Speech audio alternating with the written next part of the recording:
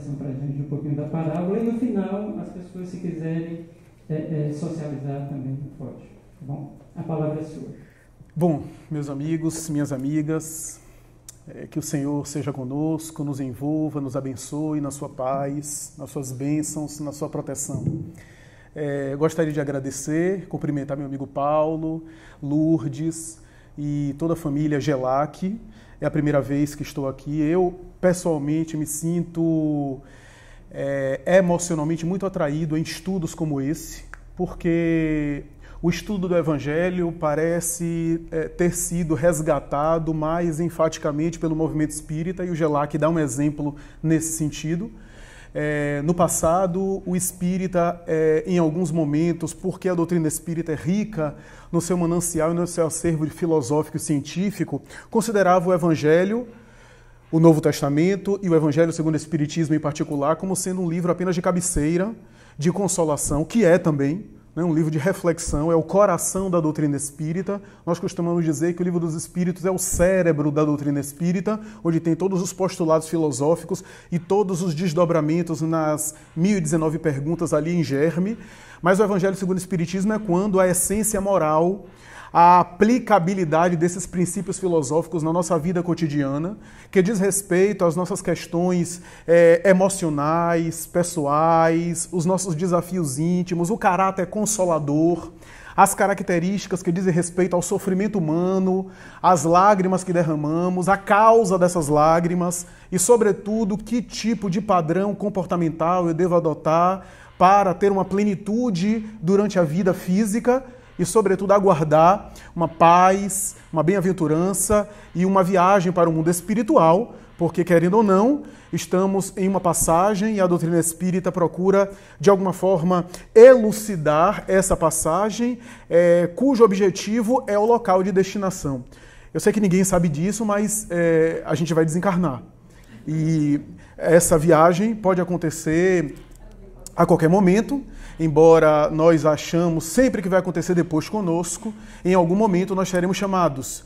E Kardec chega a dizer, no próprio Evangelho, mais tarde em a Gênese, que o coroamento moral da doutrina pertence àquela prática e àquele conceito essencial que nos faz essencialmente espíritas, cristãos, e, sobretudo, que dá uma certa finalidade, um certo propósito a tudo aquilo que a gente acredita. Em outras palavras, do que adianta eu aceitar a imortalidade da alma, a comunicação com os mortos, a mediunidade, a justiça divina, o processo evolutivo, se isso não me torna uma pessoa melhor, uma pessoa mais harmonizada, uma pessoa de bem comigo mesmo, uma pessoa que com o meu próximo age de maneira diferente? De que adianta eu crer nesses postulados se esses postulados tornam-se uma espécie de broche, onde eu, de alguma forma, me coloco socialmente como sendo um status social, mas isso não me torna uma pessoa internamente melhor comigo mesma. Então, o Evangelho, em geral, o Novo Testamento e a tradição também bíblica, inclusive do Antigo Testamento, e o Evangelho segundo o Espiritismo, que é a nossa espinha dorsal, o nosso roteiro principal, constitui o coração da doutrina espírita, e por isso eu me louvo com a iniciativa da casa, porque há uma tendência hoje no movimento espírita a se voltar para o Evangelho para tentar entendê-lo de uma maneira mais esmiuçada, de uma maneira mais profunda, não profunda no sentido cognitivo, mas profunda no sentido de entender.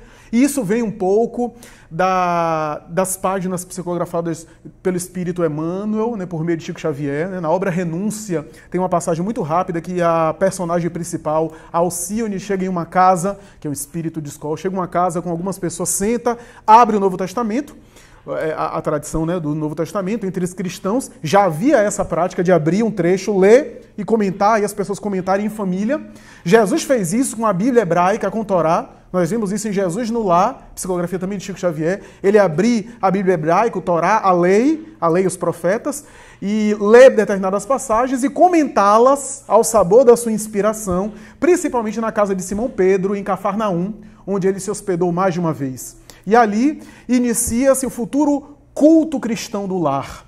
Essa é a mentalidade e por isso nós espíritas reproduzimos isso hoje com as obras que nós dispomos, né, com explicações mais esmiuçadas do Evangelho de Jesus, as suas lições morais.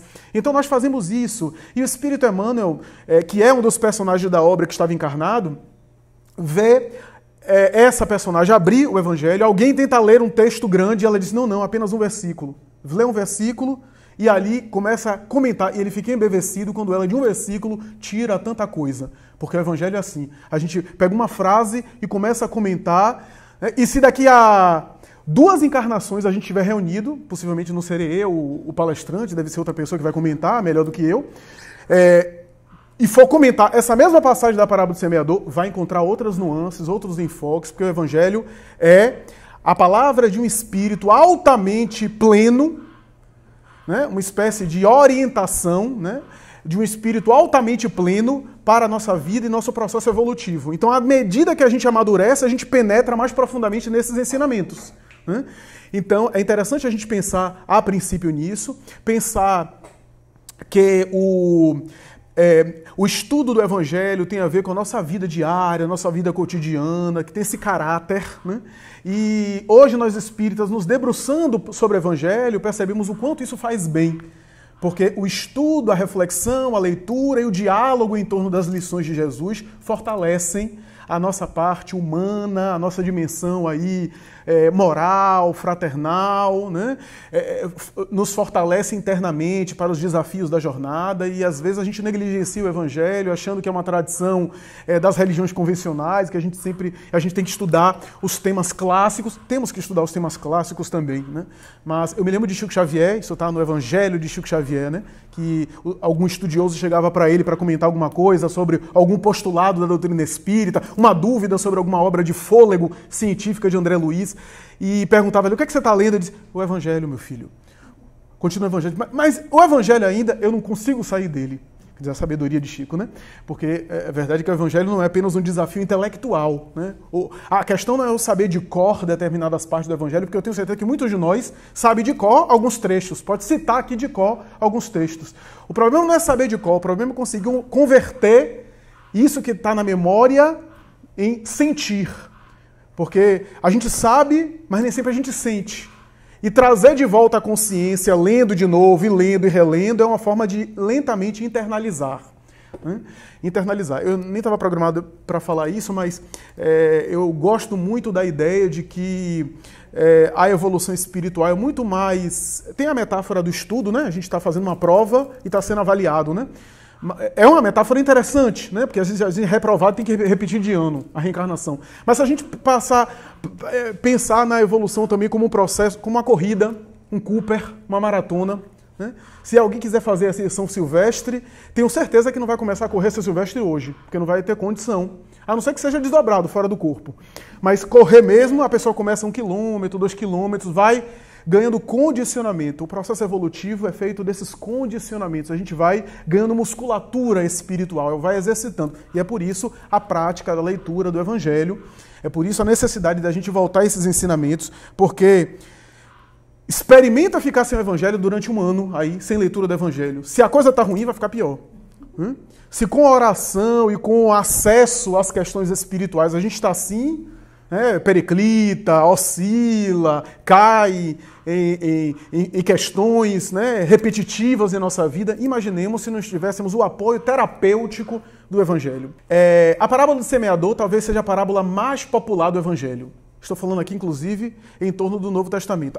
Deixa eu só acabar a história de Emmanuel, né? Ele viu Alcione comentando daquela forma, ficou tão maravilhoso que mais ou menos 5 séculos, 6 séculos depois, como guia e mentor de Chico Xavier, ele vai escrever uma série de obras de trechos pequenos do Evangelho, onde ele faz uma mensagem em cima de uma frase. Pão nosso, caminho, verdade e vida, vinha de luz, fonte viva, ceifa de luz.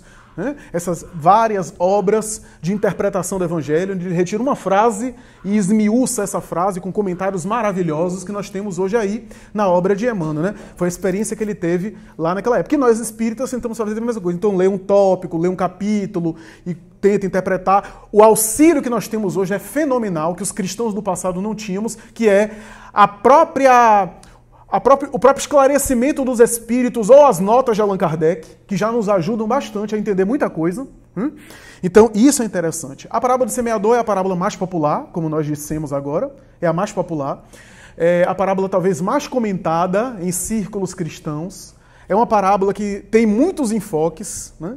A gente costuma dizer na parábola do semeador que você pode assumir vários enfoques. O enfoque do semeador, o enfoque da semente e o enfoque do solo. Interessante porque Kardec começa o texto dele, que foi lido agora, dizendo a parábola da semente. Ele não fala a parábola do semeador. A parábola da semente, é interessante isso, né? Ele está focado ali na semente, né?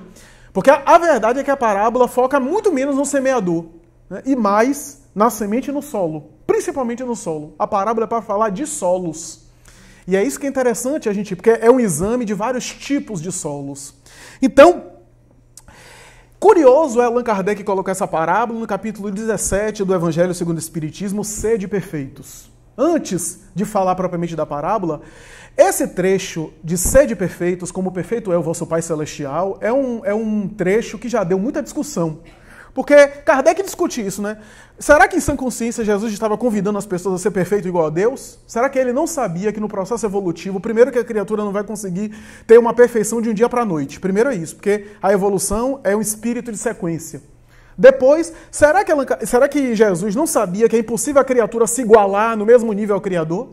É incompatível. Por mais que ela evolua e se torne um espírito sublime, nunca vai poder ser igual ao Criador. Então, é claro que Jesus sabia dessas coisas. O que é que ele queria dizer com isso? E é interessante porque quando a gente examina essa passagem do Sede Perfeitos, como perfeito é o vosso Pai Celestial, está no começo desse capítulo 17, Jesus fala, né, aprendeis o que foi dito, amareis o vosso próximo e odiareis o vosso inimigo. Eu, porém, vos digo, amai os vossos inimigos, fazei o bem àqueles que vos perseguem e vos caluniam. Sede perfeitos como perfeito é o vosso Pai Celestial, que faz chover sobre os bons e os maus e faz nascer o sol sobre os ingratos e os bons. E aí continua falando sobre isso. Quando nós pegamos a Bíblia de Jerusalém, se não me falha a memória, a Bíblia de Jerusalém é uma Bíblia que é um conjunto de esclarecimentos que foi resultado de estudos de vários teólogos católicos, ortodoxos gregos, ortodoxos russos, protestantes. Essa Bíblia é maravilhosa porque tem uma série de notas de rodapé. Foi mais de 200 especialistas. Foi logo depois do segundo concílio Vaticano II, que achou aqueles manuscritos do Mar Morto e começou a entender de uma maneira diferente, graças àquelas provas, né, da época de Jesus e até antes de Jesus, do Evangelho. Começou a fazer uma renovação, inclusive na Igreja Romana. E essa Bíblia é maravilhosa porque tem vários detalhes, várias nuances. E é interessante porque, assim, nós não temos os Evangelhos no idioma original de Jesus. Os textos mais antigos que a gente tem é em grego.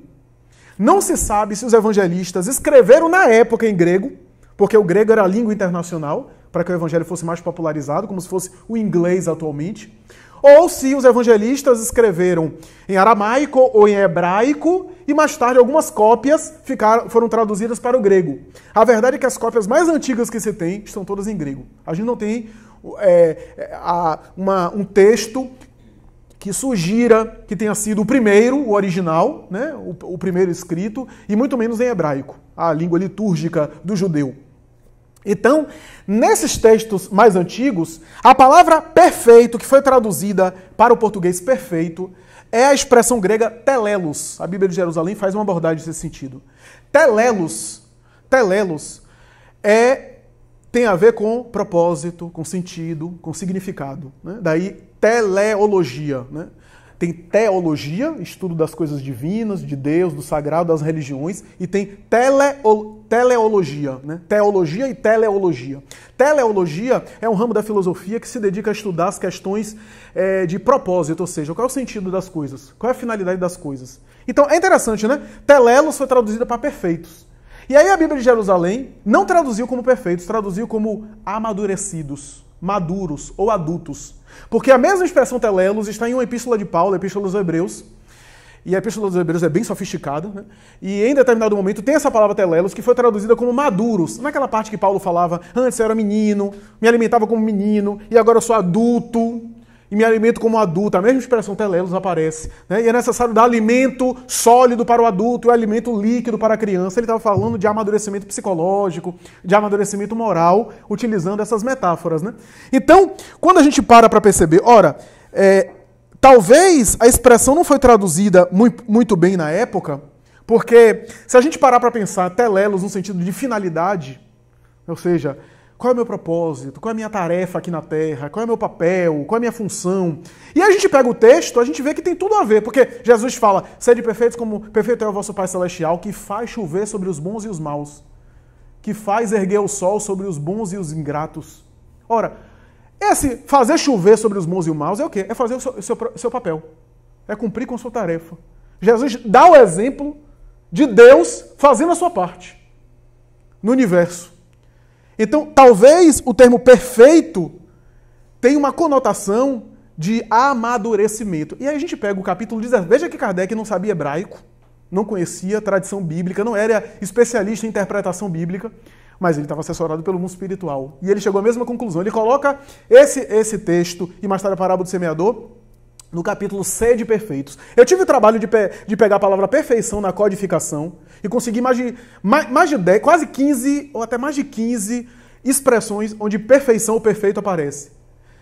E é normalmente assim. Os espíritos que já alcançaram o nível de perfeição, os espíritos que gozam de um nível de perfeição inferior, os espíritos, a depender do seu nível de perfeição. Ora, Kardec está usando a expressão perfeição, talvez até do francês, perfeição, no sentido de nível de maturidade, de amadurecimento. E não de uma meta que se chegou lá, perfeito. Tanto é que quando ele vai falar do espírito sumamente perfeito, ele fala espírito puro. Então, e aí a gente pega esse capítulo Sede Perfeitos, parece que está falando de aperfeiçoamento. Em outras palavras, para resumir, o capítulo 17 do Evangelho segundo o Espiritismo é o capítulo da reforma íntima. Por excelência. Por isso que tem os bons espíritas, por isso que tem o homem de bem, por isso que tem todos a virtude e os vícios, né? Que fala, ao invés de falar de perfeição, fala de aperfeiçoamento. É essa questão, essa é a essência, penso eu, no capítulo 17. E aí a gente pensa, e por que cargas d'água a parábola do semeador? Nesse meio aí, nesse caldo de informações que Allan Kardec coloca quase que no meio do capítulo, a parábola do semeador. Quando a gente para examinar o Evangelho de Jesus, nós podemos dizer que o Novo Testamento tem dois grandes eixos. O primeiro é o Sermão da Montanha. O Sermão da Montanha é um grande eixo do Evangelho de Jesus. É aquele discurso profundo que eu acho que nem os apóstolos compreenderam totalmente, porque era uma linguagem frontal, direta, né? E, embora fossem espíritos notáveis, eram hebreus, mergulhados na cultura hebraica, né? Tinham mentalidade de judeus, né? Na época, aquela ética do Sermão da Montanha era totalmente o oposto de tudo que eles conheciam, eles não tinham referência daquilo. Aquele que ganhar a sua vida, perdê-la-á. Aquele que perder a sua vida, ganhá-la-á. Se alguém te bater numa face, apresentar a outra. Se alguém quiser a tua capa, dai também um manto. Não resistais ao mal que vos queiram fazer. Bem-aventurados aqueles que choram, porque serão consolados. Quer dizer, bem-aventurados que sofrem perseguição por amor à justiça e à verdade, porque deles é o reino dos céus.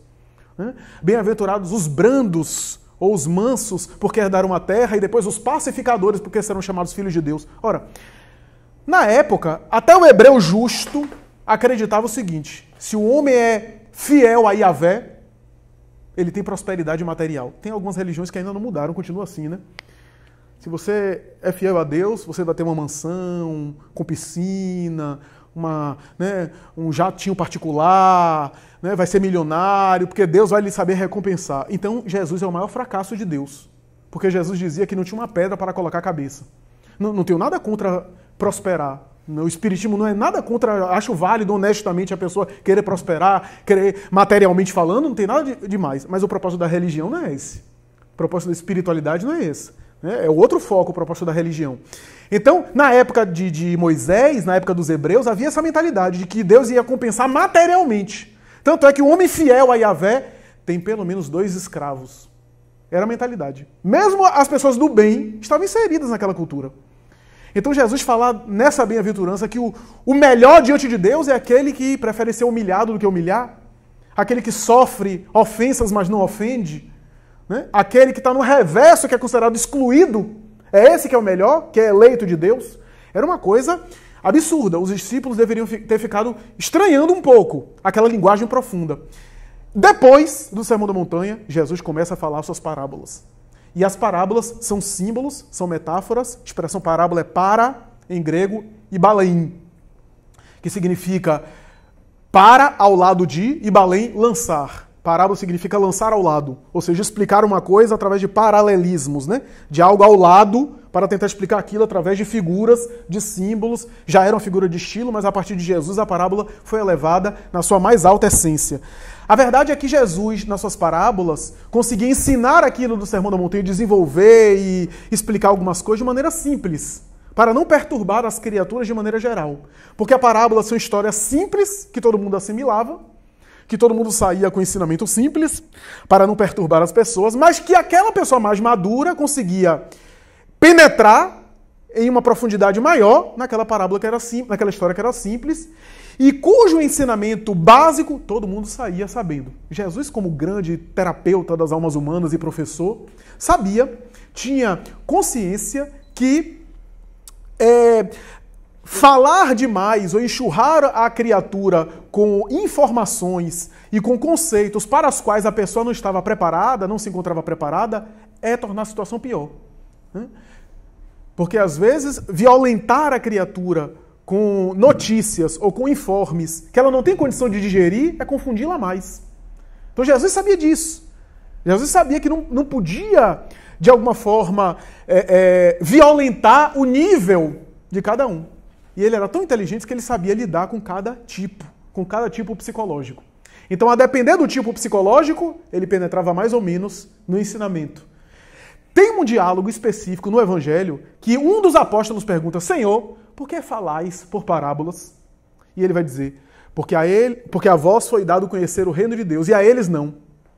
Trocando em miúdos, vocês têm maturidade de compreender melhor, e por isso eu explico para vocês. Até porque quando eu me for, vocês serão os agentes multiplicadores da minha mensagem. Mas para a população em geral, eu não posso perturbá-las. Eu tenho que passar aquilo que é essencial para que, com um amadurecimento mais tarde, elas possam penetrar mais profundamente a mensagem. Mas, além disso, tem um estudioso que diz que Jesus foi tão inteligente que as parábolas também, através daquelas histórias, conservaram a sua mensagem das adulterações.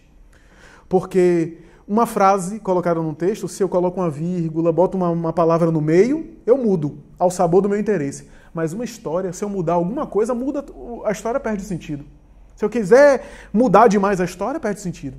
Então, ele, com a inteligência, conservou ao longo dos tempos o seu ensino através das parábolas. As parábolas de Jesus, através de coisas simples, trazia tanta coisa importante. E é interessante porque, assim, basicamente, o que é que as parábolas, o que é que ele usava como material para falar suas parábolas? A agricultura, coisa conhecida da época, era boa parte da cultura hebraica era no cultivo da agricultura. Comércio, né, que era algo também, atividade conhecida. Comércio, pesca, né, basicamente pesca, e em alguns momentos, exemplos do templo, da lei. E é interessante, ele estava com um agricultor, ele falava uma parábola de agricultura. Ele estava com um pescador, ele falava uma parábola de peixe. Ele estava com alguém ligado ao templo de Israel, ele falava uma parábola da lei, como é que é a parábola do bom samaritano, né? Que é o mandamento maior da lei. Ele tece uma parábola do bom samaritano, compondo com figuras o levita, que é alguém da lei, né? O sacerdote do templo, né? E assim por diante. Então, a depender do interlocutor, Jesus falava parábola de comércio, né? Talento, sestércio, o óbolo da viúva, uma série de ensinamentos que ele falava com moedas da época. Interessante isso, né? E a parábola tem um caráter abrangente, porque com uma história a gente torna o conceito que a gente vai passar muito mais abrangente, né? A psicologia, a semiótica, a linguística costuma dizer que quando a gente tenta ensinar através de contos, de histórias, a gente consegue tentar abranger uma coisa que na linguagem frontal a gente às vezes limita.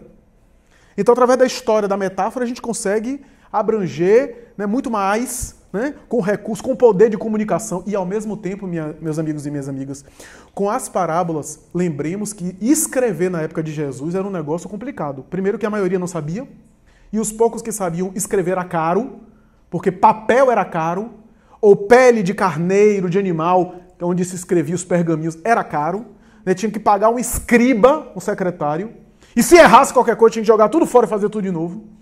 Então era um negócio caro, negócio penoso. A tradição do Oriente era oral.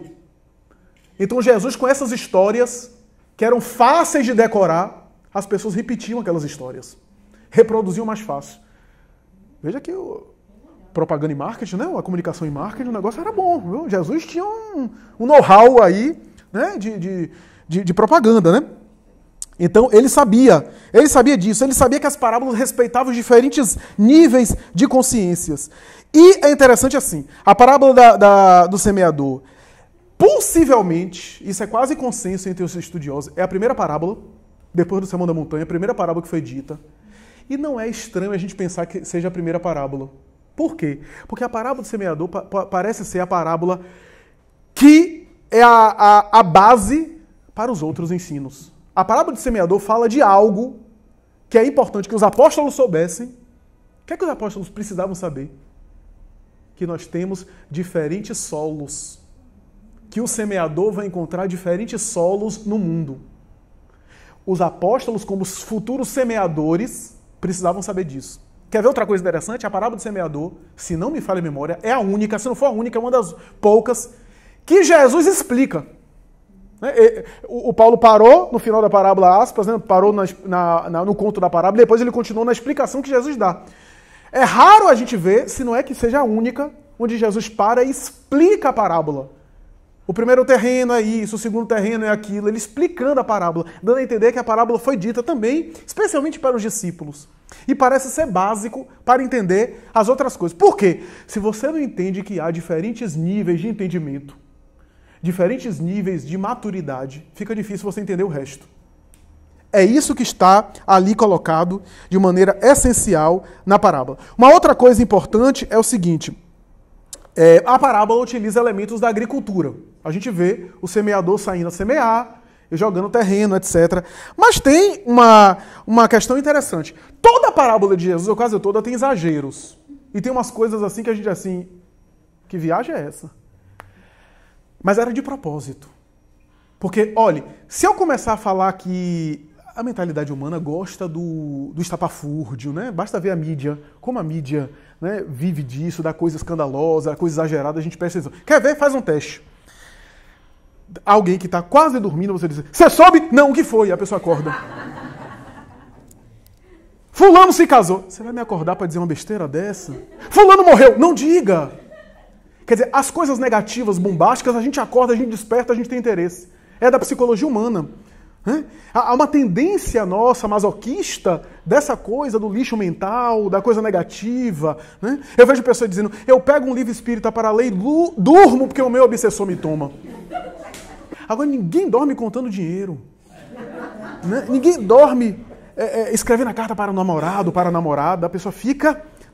Mas lendo o livro espírita dorme. Quer dizer, tem a ver com o nosso interesse, com o nosso foco, com aquilo que a gente valoriza. A gente valoriza aquelas notícias bombásticas, né? Aquilo que na rede social está bombando de negativo, né? Alguém torturou alguém bateu em alguém brigou com alguém na rua. A gente dá várias curtidas, visualiza aos milhões. Interessante isso. Então, Jesus sabia disso, né? Claro que Jesus não ia transmitir algo pessimista, estapafúrdio, mas o que é que ele fazia? Ele utilizava de recurso onde ele exagerava nas parábolas, que para o hebreu aquilo era um absurdo. Tem várias parábolas que tem exageros e tem coisas esquisitas, que era de propósito, para a pessoa gravar, aquela história tem isso, isso e isso, porque Jesus não está falando aqui, na parábola do semeador, de alguém que está cultivando a agricultura. A parábola do semeador não é sobre agricultura, ele está utilizando o pretexto da agricultura para falar de outras coisas. Então isso é importante, que a gente entenda. Quer ver um exagero na parábola do semeador? Dá 30, 60 e 100 por 1. Os estudiosos, inclusive Carlos Pastorino, diz que no máximo na época de Jesus, naquelas regiões, dava 16 por 1. Então quem estava ouvindo ele, quem estava dormindo, né? Como a gente dorme nas palestras, já acordou, assim, já ficou, era de propósito, para chamar a atenção, né, para algo, como também os valores que ele utilizava na parábola de talentos, por exemplo, né, a moeda talento é uma moeda que tinha um certo valor, né, certo valor na cultura hebraica. Né. Tem alguém que fez, inclusive, uma conta em reais e em dólar, quanto é que seria os talentos que foram utilizados, né, mas não vou entrar nesse mérito. A verdade é que, assim, a parábola tem coisa esquisita, por exemplo, o agricultor, ou o semeador da parábola, saiu semeando e jogando semente para tudo que é lado. Quer dizer, ele não tem noção de agricultura, que não deve jogar semente num terreno de pedra? Ele não tem noção que não deve jogar uma semente onde tem espinhos, onde tem detritos? Tá certo que na época de Jesus não tinha o cultivo da agricultura como tem hoje. Hoje a gente passa, né, o trator, o arado primeiro, para depois jogar a semente. Não, lá se jogava com os restos anteriores e depois ia arrumando. De fato, existia isso. Mas ainda assim, o semeador sabia semear no terreno favorável. Como é que ele sabia? Como é que ele joga semente em pedra e quer que a semente dê? É de propósito, Jesus está falando sobre isso, né? Está colocando nisso. E aí é interessante a gente pensar o seguinte: primeiro, que o semeador é democrático. Ou seja, a semente é dispensada em todo lugar. Todo solo recebe a semente. É isso que ele quer chamar a atenção. Deus é um grande dispensador de bênçãos. Essa é a ideia, né? Uma outra questão. A gente vê na maioria das traduções, a ideia de que a semente que é jogada é uma só. É interessante isso. Não são várias sementes. É uma só semente. Uma parte da semente caiu no terreno. Uma parte da semente. A maioria das traduções bíblicas, essa do Id, é provável que tenha a mesma colocação. É isso. Fala de uma semente. A semente. E algumas traduções falam uma parte da semente caiu, né? Em um local, a outra parte caiu em outro local. De Flávio. Aqui também assim, aquele que semeia saiu a semear, enquanto semeava, uma parte da semente caiu. Parte da semente? Quer dizer, a semente foi picotada, né, foi cortada aos pouquinhos, foi jogada uma parte de uma semente só. O que é que ele quer dizer com isso, né? E aí a gente vê que Jesus, quando explica, diz assim: a semente é a palavra, né? Os nossos irmãos protestantes e alguns católicos acharam que, e está certo, não está errado não, mas colocaram a palavra como sendo apenas o ensinamento evangélico que teria que ser discursado e pregado, a ideia da pregação. Então a semente é a palavra e o semeador é um pregador. Também, mas não é só isso. Para nós não é só isso. Porque a expressão que está na Bíblia, palavra, vem do grego logos, né? Que é a mesma expressão que está lá no Evangelho de João. No princípio era o verbo, logos, e o logos se fez carne. Verbo. Logos está presente na filosofia de Platão. O logos, a ideia que mergulha na matéria, nos sentidos, e vive à sombra da matéria, para depois se libertar, acessar o divino, Deus interno, e voltar para o logos. O logos aqui é o psiquismo divino. A gente podia aqui numa linguagem espírita, o logos é o quê? É a lei de Deus. O logos são as grandes verdades espirituais, que o Evangelho representa essas verdades espirituais. Então, a palavra, né? Então, se a semente é a palavra, é uma só. A lei de Deus é uma só. Aí parte é distribuída, ou seja, de acordo com cada solo. E é interessante porque, assim, nesses 4 solos a gente vê o solo à beira do caminho, né? Que alguns autores interpretam como sendo aquele solo que é indiferente, aquele que está à margem, ou seja, que é insensível. A gente poderia dizer, é a criatura que ainda está naquele processo de primarismo, né?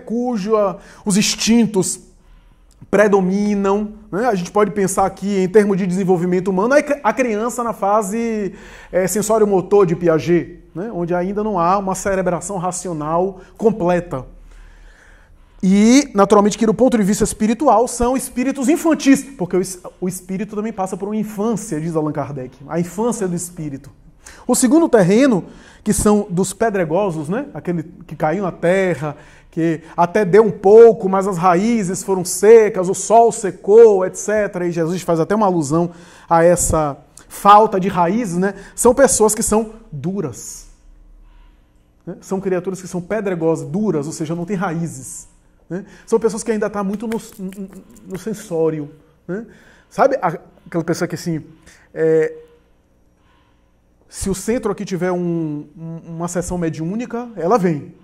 Que foi muito impactante. E aí volta 50 anos depois, quando o centro tiver outra sessão mediúnica, né? É aquela pessoa que, certa vez vi Edivaldo comentando isso, né? Que uma senhora foi até a casa espírita onde ele moreja para pedir, né, ajuda porque estava com uma doença, com um processo, aí foi e disse, 30 anos atrás, agora eu estou de volta porque eu estou com outra doença. Então, tem gente que assim, está ainda, né, nessa impermeabilidade, né? Swami Satya Sai Baba tem uma parábola bonita que fala sobre isso, né? Que há pedras que estão mergulhadas no oceano, e a gente pega, oceano nas águas abissais, a gente pega, abre e elas estão ocas, secas por dentro. E há pedras que estão no solo, recebem uma chuva, a gente abre e estão molhadas. E Sai Baba vai dizer que as pedras são como pessoas. Algumas pessoas estão mergulhadas no oceano do conhecimento espiritual e não despertam. E outras baixam uma pequena chuva que despertam, se sensibilizam internamente. É uma parábola bonita ao sabor oriental. Então, são pessoas normalmente que já compreendem algumas coisas, mas ainda se caracterizam por uma certa imaturidade. E aí a semente finca no solo, mas não cria raízes. É interessante porque a parábola é um exame sobre essas situações sem condenação. Não há uma condenação, é uma explicação que há esses solos. Jesus em nenhum momento profere uma sentença condenatória a nenhum desses solos. Interessante isso, né? E o terceiro é o terreno de espinhos, né?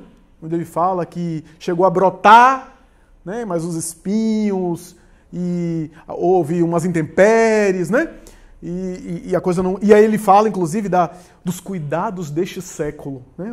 As riquezas desse mundo, né? As riquezas desse mundo abafaram e essas pessoas que são desse terreno, né? As riquezas, os cuidados desse mundo, né? Interessante isso, né? Que talvez sejam essas pessoas que já despertaram para a verdade, já compreendem as grandes verdades espirituais, o sentido espiritual da vida, mas ainda estão oscilando. Eu acho que a maioria de nós, né?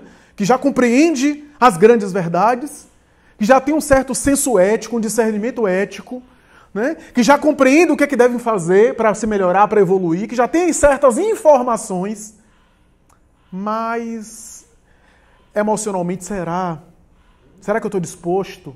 Né? Será que eu tenho interesse? Não é bem por aí. Né?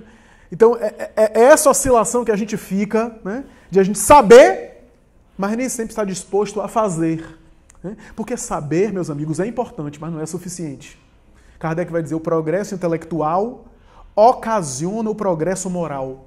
Mas o progresso moral não segue o progresso intelectual imediatamente. Ou seja, quando ele fala em progresso intelectual, muita gente acha que é progresso acadêmico, né? Conhecimento livresco. Não, progresso intelectual é o discernimento.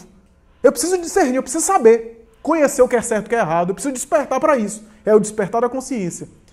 Mas o fato de eu despertar, isso é importantíssimo para eu chegar lá. Mas o fato de eu despertar não é suficiente para eu já estar fazendo. Nem sempre acompanha imediatamente. Né? Mas vai influenciando. Vai influenciando.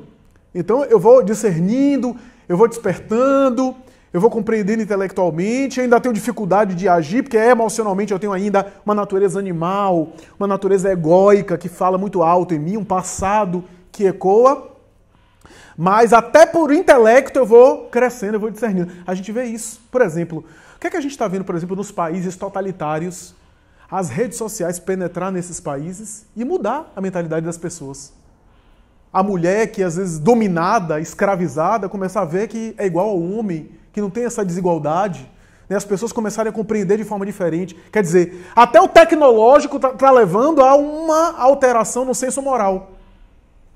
Então, é interessante a gente pensar nisso, né?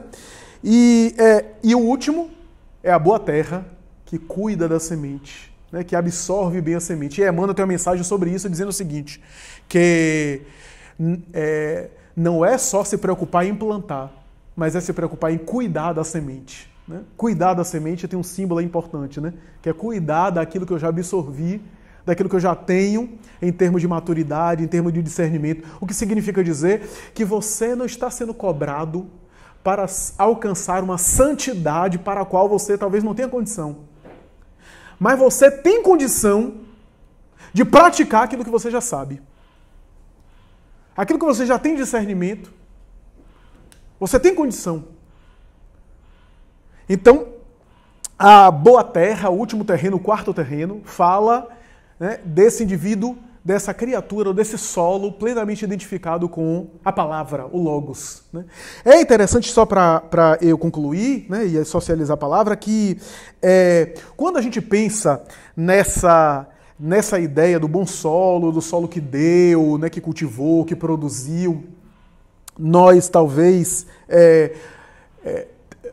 para nós espíritas fica um pouco mais claro, até porque Allan Kardec no capítulo 17 fala sobre os bons espíritas, fala do espírita que gosta do fenômeno só, do espírita que se interessa pela filosofia somente, e do espírita cristão, que ele chega a dizer, o espírita cristão é o verdadeiro, porque não apenas gosta da filosofia, não apenas se interessa pelo fenômeno, mas sobretudo se sensibiliza moralmente, ou seja, tem uma certa sensibilidade, né, maturidade do senso moral.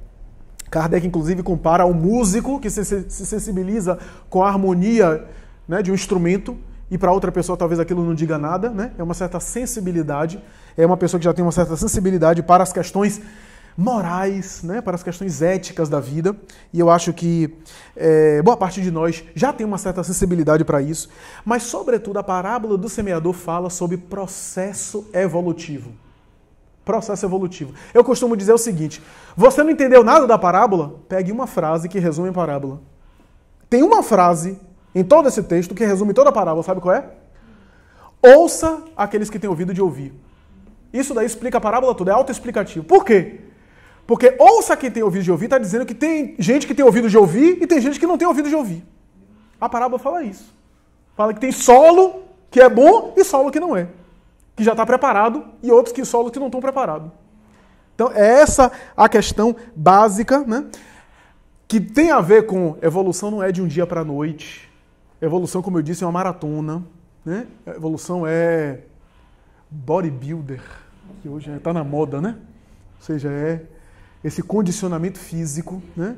Essa musculatura espiritual. Evolução tem a ver com disciplina, com dedicação, né? Reconhece o verdadeiro espírita, está nesse capítulo, pelo esforço moral que empreende para ser cada vez melhor. Ou seja, é aquele que mesmo se equivocando volta. O erro é uma excelente experiência.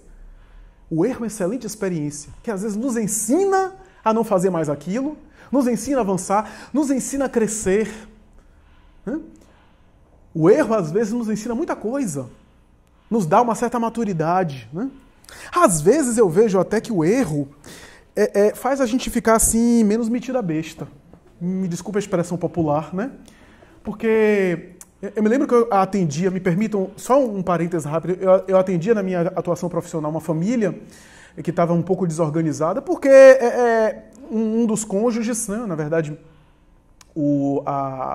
a mãe, né, a mulher,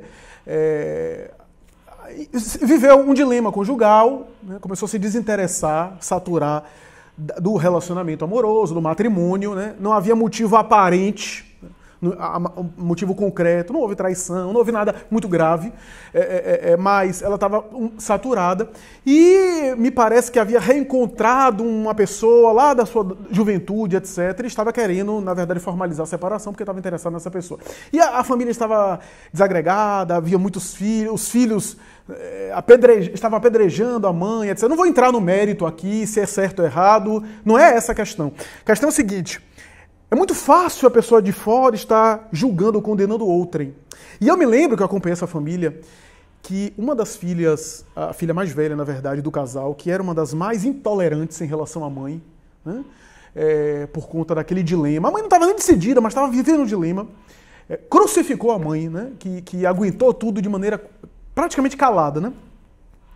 Eu me lembro que anos depois eu voltei a atendê-la porque ela estava vivendo um dilema muito parecido com o da mãe.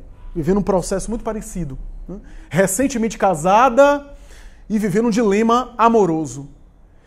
E aí ela dizia assim, mais ou menos assim: como eu era preconceituosa. E agora, vivendo na pele isso que eu estou vivendo, eu começo a compreender um pouco melhor minha mãe. Não quero dizer aqui que eu estou concordando com erros, né? Até porque não havia adultério, no caso, em pauta. Havia, na verdade, a mulher jogou limpo, abriu o jogo, né? Mas não estou concordando com o erro, não estou aqui entrando no mérito se é certo ou errado o que ela fez, mas é a questão de que, às vezes, a gente passa por determinada experiência, a gente olha para lá e diz: agora eu compreendo você. Quantas vezes os nossos filhos, né? Quem tem filho sabe, né? Um filho de 12 anos, né?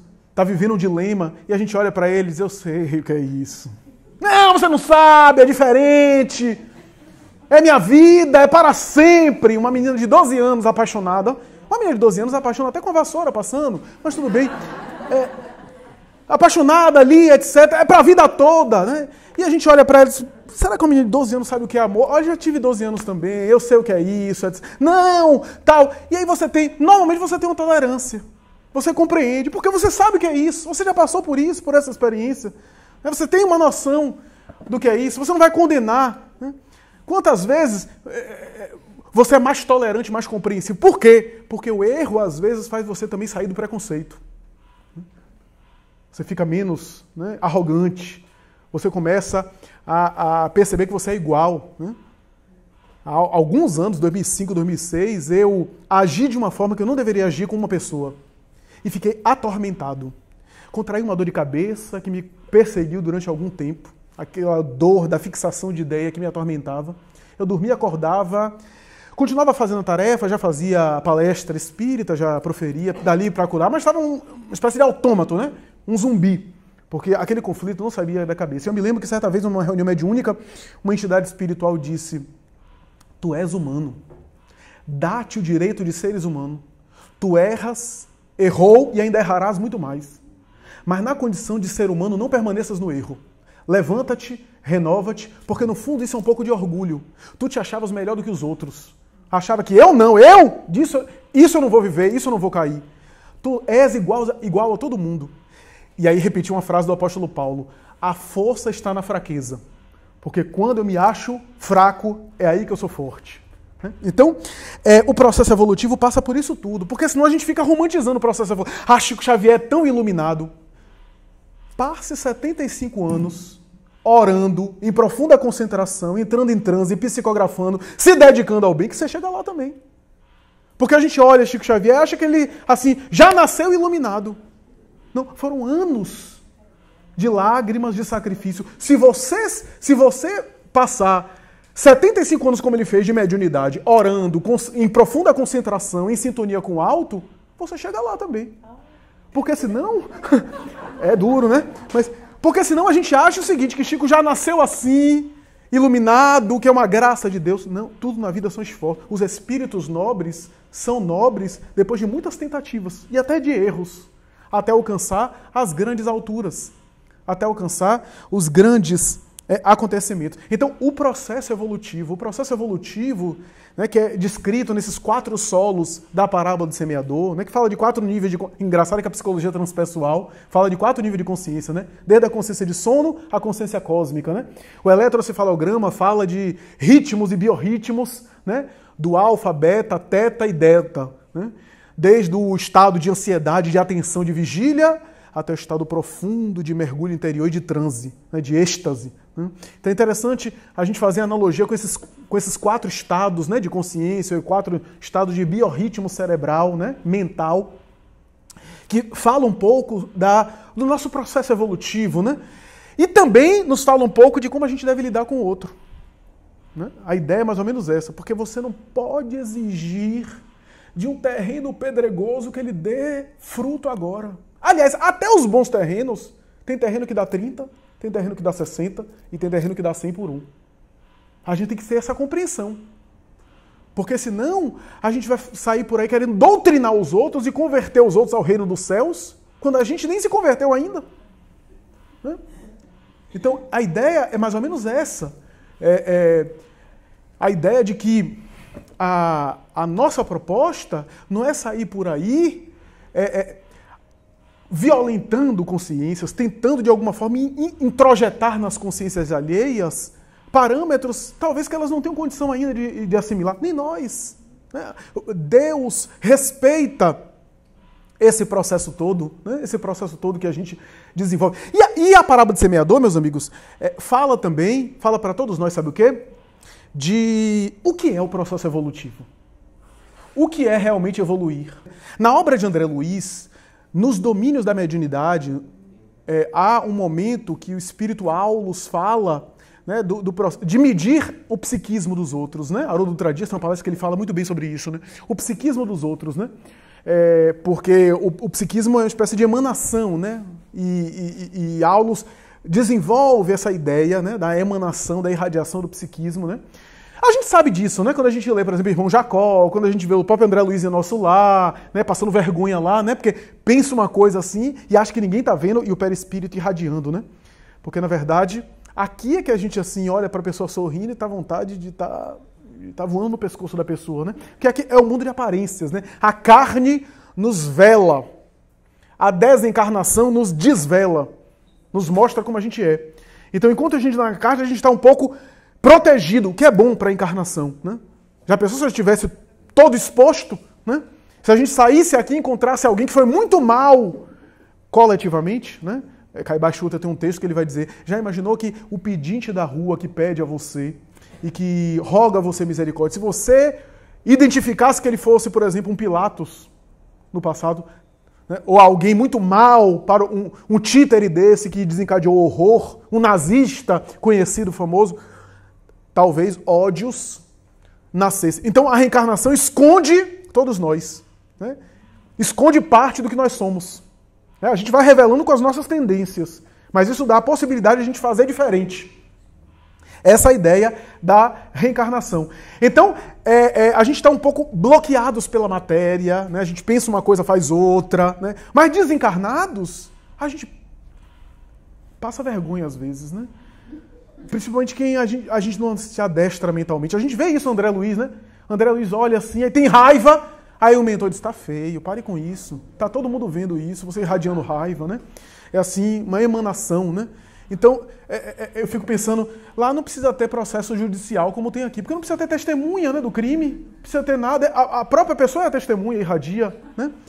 Então, e aí André Luiz fala, Aulus fala, né, e cita um aparelho chamado psicoscópio, né, que passa assim, como se fosse uma catraca eletrônica, né, ou um smartphone, passa assim, e aí irradia o psiquismo das pessoas. E é interessante que Aulus diz assim, não vai demorar muito para que as criaturas terrenas tenham condição de ter medidas de aferição da realidade psíquica das criaturas. Eu fiquei com medo.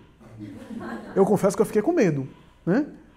Porque imaginemos você chegar em casa e sua esposa com um aparelho desse na mão, né? Então, enfim, a coisa é complicada. Então, se a gente tivesse esse recurso hoje, não seria mais problemático do que benéfico? Né?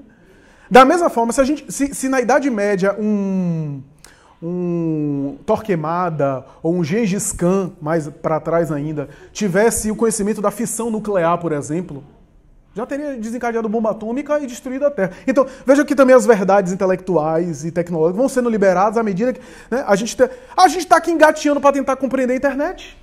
Não faz uso bom da internet ainda, e a gente quer coisas novas. A gente precisa ainda fazer bom uso disso. Quanta besteira a gente faz com isso aqui? Né? Quanta besteira humilha pessoas, caluniam pessoas, difama, fotografa a pessoa em situação íntima, casais, né?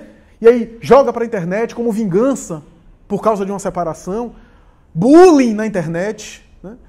Quanta coisa. Então a gente ainda está aprendendo, a gente está aprendendo ainda a usar esses recursos para que outras coisas venham e sejam liberadas, né? Mas a verdade é que o que é o processo evolutivo, né? O que é o processo evolutivo? E aí a gente pensa,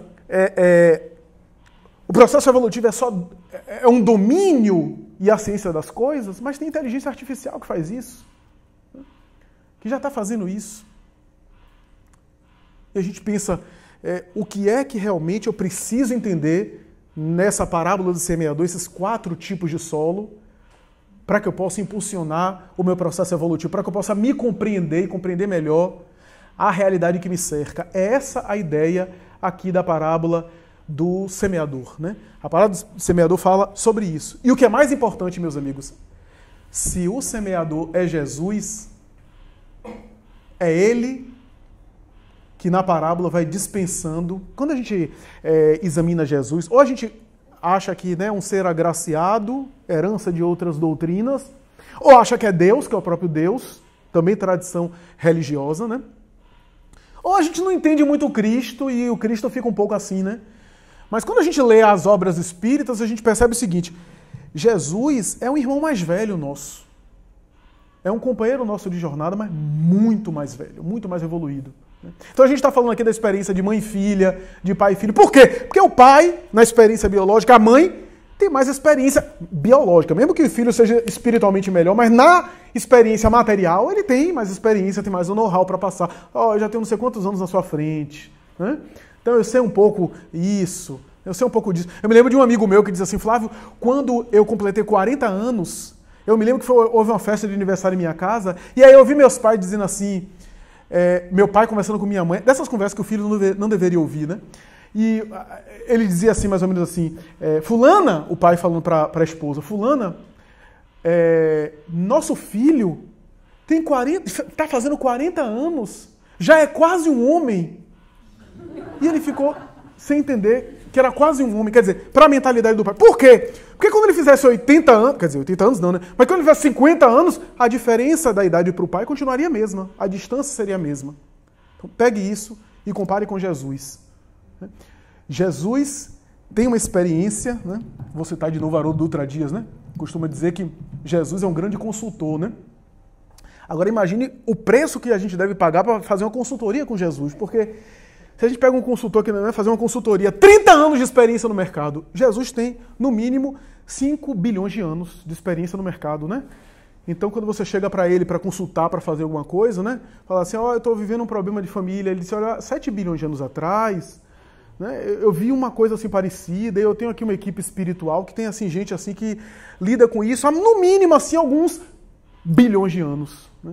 Então, quer dizer, já passou por esses processos todos. Então tem um know-how para nos orientar. E como é que ele vai nos orientar? O Evangelho.